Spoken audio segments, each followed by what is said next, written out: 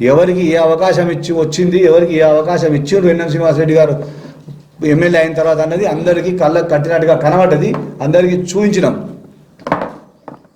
భవిష్యత్తులో కూడా ఇంకా కొన్ని సామాజిక వర్గాలు మిగిలిపోయినాయి, అధికారం రాక వాళ్ళకు కూడా తప్పకుండా అవకాశం దొరుకుతుంది. కొంతమంది తప్పుడు ప్రచారం చేస్తూ ఉన్నారు. మా నాయకుడు ఆయన ఎట్లా అరెస్ట్ చేసిరని ఒక తప్పుడు ప్రాపగండ. పార్టీని చక్కగా క్రమశిక్షణతో నడిపే బాధ్యత ఉన్నటువంటి వాళ్ళే వాళ్లకు వీళ్లకు ఆ సంఘానికి ఈ సంఘానికి ఫోన్లు చేసి తప్పుడు ప్రచారం చేసి పార్టీని బద్నాం చేసి పని చేసిర్రు. దానిపైన తప్పకుండా అంత ఈజీగా పార్టీ వదిలిపెట్టదు. ప్రజలకు అందరికీ తెలియాల్సిన అవసరం ఉంది. నేను రాజకీయాలకు వచ్చినప్పుడు కూడా ఎప్పుడు కూడా మున్నెన్నడు కనీ విని ఎరగలే. నేను ఎప్పుడు కూడా ఎన్నో ఎలక్షన్లు చూసినాం.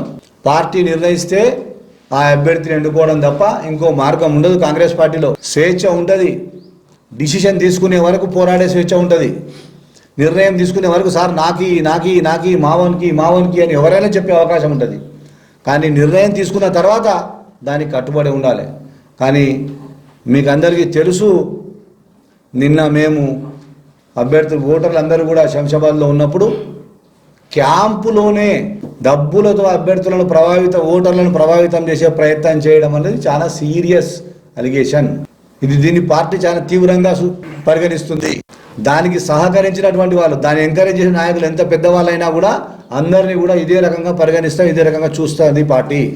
ఆనంద్ గౌడ్ అనే ఒక వ్యక్తిని ఒక ఇన్స్ట్రుమెంట్ లాగా వాడుకొని అడ్డం పెట్టుకొని ఎమ్మెల్యే గారిని కాంగ్రెస్ పార్టీని ఈ నియోజకవర్గంలో బద్నాం చేయడానికి చేసినట్టు కుట్ర.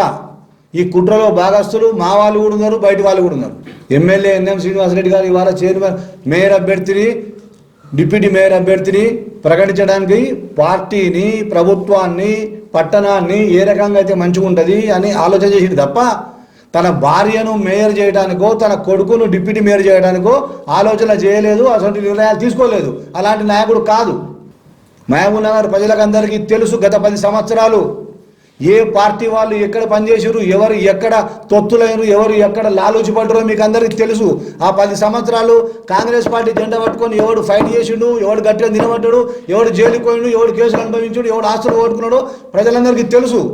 అటువంటి అమ్ముడు పోయేటటువంటి ఆలోచన ఉన్నటువంటి వాళ్ళు, అటువంటి దిగజారిన రాజకీయాలు చేసేవాళ్ళు ఇవాళ ఎన్ఎం శ్రీనివాసరెడ్డిని కాంగ్రెస్ పార్టీని ఈ నియోజకవర్గంలో దిగజార్చాలని, తద్వారా నెక్స్ట్ మేమేదో ఎమ్మెల్యేలు కావాలి, మాకు టికెట్ వస్తే మేము కావాలని ఆలోచన, దుర్మార్గమైనటువంటి ఆలోచన ఉన్నటువంటి కపట రాజకీయాలు చేసే వ్యక్తులు చేస్తున్నటువంటి కుట్రలో భాగమే ఈ అక్కడక్కడ ఆ పేపర్లో ఈ పేపర్లో కొంత రాతలు వస్తూ ఉన్నాయి.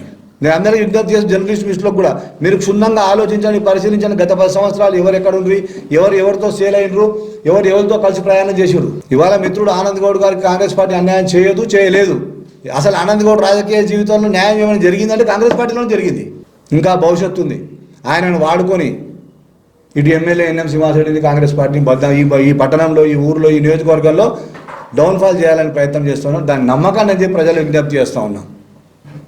మహబూబ్ నగర్ అభివృద్ధి, మహబూబ్ నగర్ కార్పొరేషన్ యొక్క అభివృద్ధి బాధ్యత మన ప్రియతమ నాయకుడు ఎన్ఎం శ్రీనివాసరెడ్డి గారిది, మరియు మన ముద్దుబిడ్డ ముఖ్యమంత్రి గారిది. ఇక్కడ ఎవరికి శత్రువులు కాదు. ఇది ఓన్లీ క్లియర్గా డబ్బులతోనో, అంగబలంతోనో, అర్ధబలంతోనో కాంగ్రెస్ పార్టీని, ఎమ్మెల్యే ఎన్ఎం శ్రీనివాసరెడ్డిని శాసించగలం అని అనుకునే నాయకులకు ఇదొక గుణపాఠం.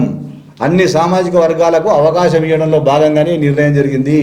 మహబూబ్ నగర్ పట్టణాన్ని అభివృద్ధి లక్ష్యంగా ఎన్ఎం శ్రీనివాసరెడ్డి గారు మరియు మున్సిపల్ కార్పొరేషన్ మేయర్ గారు డిప్యూటీ పంచనామా చేసిరని తెలుసు నాకు. నేను లేచేసరికి ఇదంతా అయిపోయింది, నేను నిద్ర లేచేసరికి ఎపిసోడ్ అంతా అయిపోయింది.